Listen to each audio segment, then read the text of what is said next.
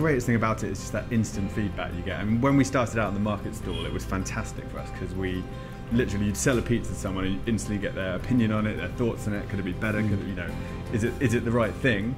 And I think Twitter just provides that on a much bigger scale. So, you know, we can be serving people all night and still getting kind of constant thoughts about how the place is going, what's the vibe like, what's the... Yeah. And I think for an independent restaurant, when you can be making changes really quickly, you know, this week, for instance, there's a guy on Twitter called Marky Market who tweeted us saying he had some wild garlic. He came in at 2 o'clock with wild garlic. It was on the menu at 6 o'clock. And using it for things like that, really instant ways of communicating with people who are going to come and eat with you. Absolutely. It keeps you really fleet of foot, and you can, you know, new producers can come on, new little initiatives. We did an Aperol Fool's Day on the 1st of April, and you know, it was all literally dreamed up and promoted all through Twitter within 24 hours.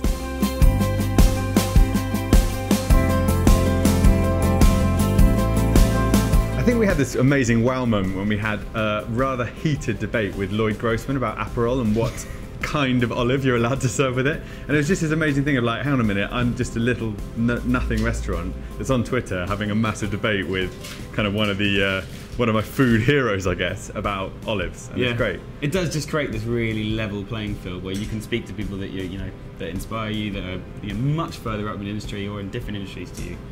Yeah. And you can just get in touch with them and ask them questions and they'll come back to you. Whereas if you were to come up to them in the street or send them a letter, it wouldn't happen. I think the visual element is really important. The fact that you can send a photo of what your special is that night, people can see it, you know, it's the picture tells 1,000 words kind of thing. You can see what's going to be on the menu that night, and that, again, it's that immediacy as well. The other thing I think works really well for restaurants, I think, especially in an area like Soho where we are, it's really collaboration driven. Yes. And so the fact that you can be in touch with other restaurants in the area and do collaborations and team up, and it's just a really great way to communicate with other restaurants in the business as well. Absolutely, I think that's exactly it. We're kind of looking to set up a collaborative evening with Barafina, and it's all happened through Twitter, and you know, we're going to share ovens and they're going to come and do some pizza stuff, and we're going to go and do some kind of more seafood stuff, and it's going to be great. And yeah, it's all come about through us mutually being on Twitter.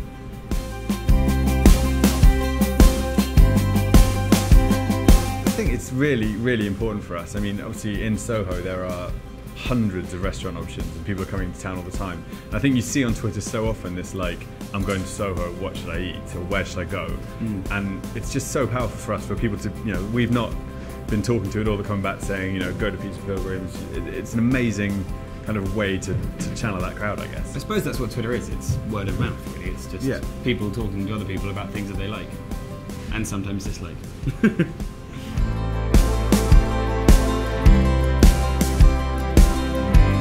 Top 2 tips for using Twitter as a restaurant is getting people's opinion, I think. You know, you can be asking people, you can really get an opinion on whether people would like anchovies or not. That's the one that always sticks in my head, asking people whether a special should have anchovies on it. I don't think there's any ingredient in the whole world that defines opinion more like anchovies. It's huge. So many responses to anchovy gate. And I think the picture thing, this is such a visual industry, like, you know, showing someone a picture of a dish or showing someone a picture of food is so much more, to me, showing a picture is so much better than that very long worded way of writing a menu, you know, sort of Gloucester, Old Spot, pork with you. It's a very succinct way of communicating who your suppliers are, who your producers are, and what you're serving.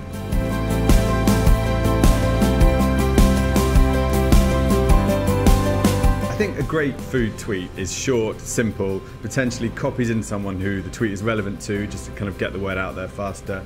I think also pictures are really important. It's a very visual industry, so making sure that you're taking a photo of whatever it is you're communicating, making sure people can see it and share it. I think that makes it all work as well as it possibly can.